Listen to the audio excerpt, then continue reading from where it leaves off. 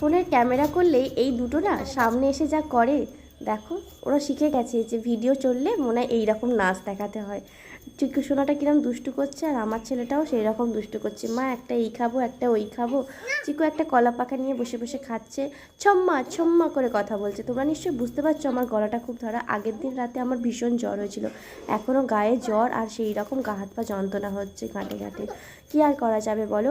ক্লাবের সবাই এসে বললো বৌদি এই ফল কটা কুচিয়ে দাও, বাড়ি বাড়ি দিয়ে আসবে গো।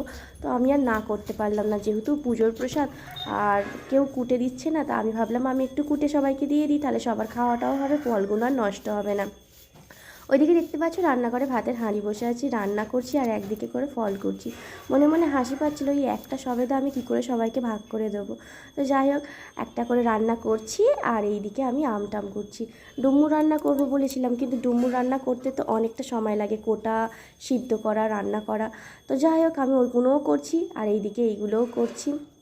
করতে করতে তো আমার বেলা প্রায় ওভার হয়ে গেল, 12টা বেজে গেল। তারপরে তো সবাইদের বাড়ি বাড়ি। ওয়েদারটা খুব ভালো, মেঘলা মেঘলা ওয়েদার ছিল বলে আমার খুব একটা কষ্ট হয় না। এদিকে গায়ে ওই রকম জ্বর। আমার মনে হয় ফলের মধ্যে সবথেকে কষ্টকর জিনিস হলো এই আখ কাটতে গিয়ে আমার তো পুরো হিমশিম খেয়ে গেলাম। মনে হয় এই হাতটা মনে হয় কেটে বটিতে ফেলা হয়ে যায়। কি কষ্ট নয় লাগলো। এক গামলা আর একটা থালা ভর্তি করে আমার ফল হলো।